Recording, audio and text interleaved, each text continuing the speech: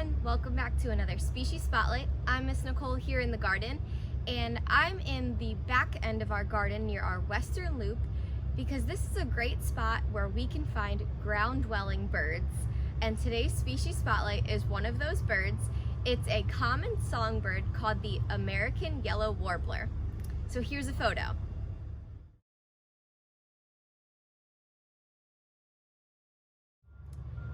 As you can tell by the photo, the American yellow warbler lives up to its name, being yellow. They're bright yellow with some goldish and even greenish coloration. And just like the name implies, American, they are native to America. But they can also be found in parts of South America and the Caribbean.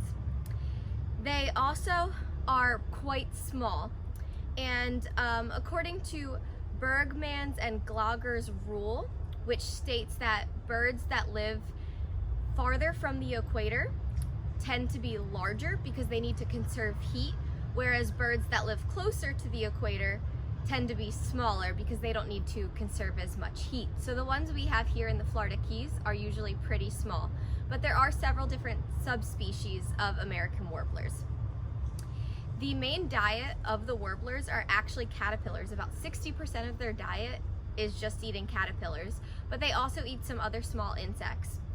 They are a common songbird, like I had mentioned, and actually, fun fact, in the show Glee, they actually reference the warblers, so that's pretty cool.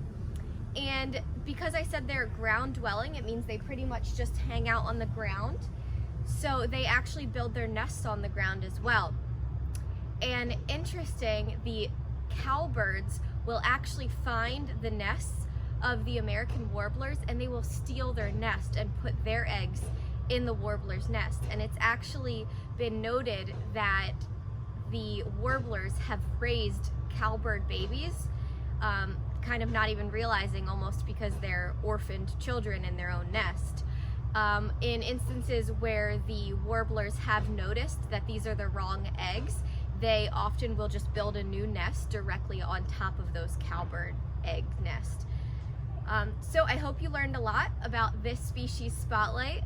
The garden is always full of some beautiful, awesome bird species, so come check us out. And if you want to learn more about this species and others, check out our Google Classroom by registering for free at Keywest.garden/education.